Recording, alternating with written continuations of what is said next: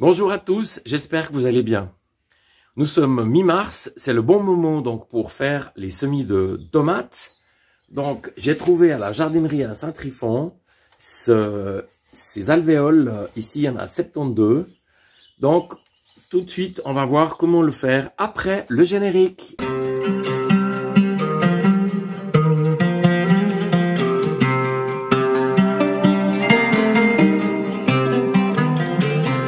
Alors pour commencer, on va parler un peu des sortes.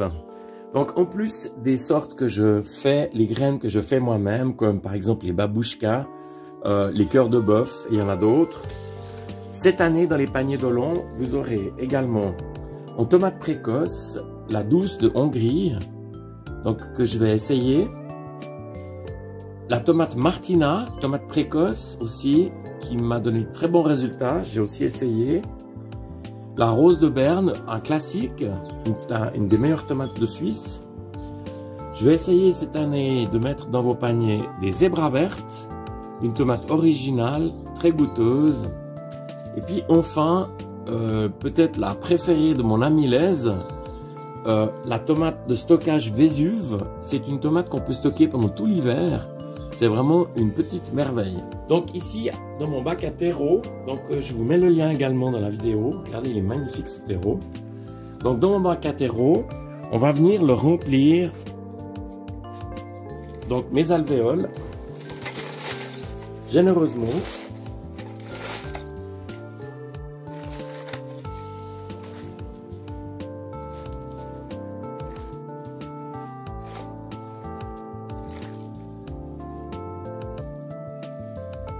Voilà, regardez, il faut vraiment bien que ça dépasse. Je le tasse un tout petit peu. Donc, j'ai pris un petit morceau de bois, comme ça. Et à l'aide de ce morceau de bois, donc, je viens simplement tasser la terre, ici.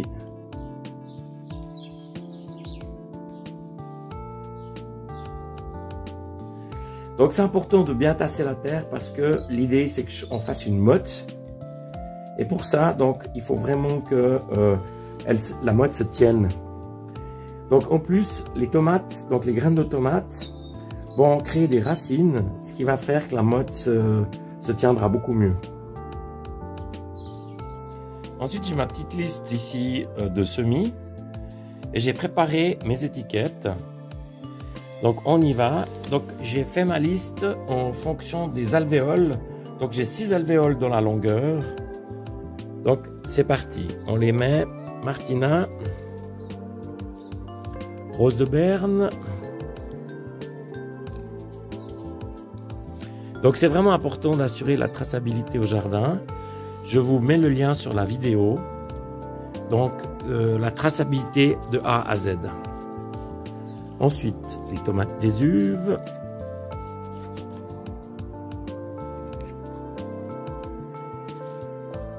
La zébra verte, qui va être une première pour moi. Alors, mes babouchkas, qui sont toujours, que vous connaissez, qui sont une tomate exceptionnelle. C'est une tomate qui est grosse, qui a énormément de goût. Et enfin, ici, les cœurs de bœuf. Alors, c'est parti pour la semence. Alors, nous voilà en pleine opération de semis. Donc, ça, c'est les tomates cœur de bœuf. Je vous mets le lien aussi sur comment faire ces graines. Donc,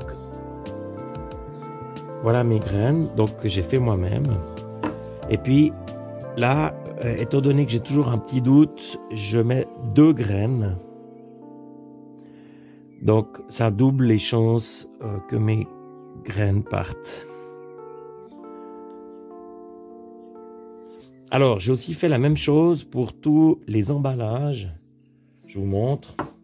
Par exemple, ici, sur les tomates Martina, l'emballage du fabricant indiquait jusqu'en 2020. Donc, j'ai simplement dédoublé ici les graines. Et puis, les autres qui sont les graines de chez Zollinger que je viens de recevoir. Donc, j'en ai mis qu'une. Ça sera largement suffisant. Voilà, donc mon semis est terminé. Maintenant, je viens juste tamiser au-dessus, un tout petit peu de terre. Voilà. Juste. Donc la théorie dit 1,5 fois la hauteur de la graine. Comme ça, c'est parfait.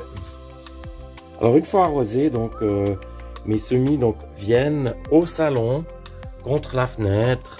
Ici, on est plein sud, donc on a vraiment une situation idéale. Et voilà les semis de tomates. Donc on fera un point de situation lors de la germination. Alors voilà, nous sommes 13 jours plus tard. Donc on voit que mes semis de tomates sont vraiment bien partis. Donc j'ai déjà 4 feuilles sur certaines variétés. Alors on voit qu'il y a des variétés qui poussent mieux que d'autres. Par exemple, on voit que les babouchkas ici sont sortis, c'est juste magnifique. Et puis on voit par exemple que la tomate Martina, ben, on est resté encore, je dirais, elles sont relativement petites. Alors, un truc que je vous donne, hein, donc si vous faites vos semis vis-à-vis de la fenêtre, afin de fortifier le pied, vous pouvez tourner votre bac comme ça, tous les 2 ou 3 jours, et ça va obliger vos semis à se repositionner vers le soleil, et ça va durcir le pied. Voilà, j'espère que cette vidéo vous a plu.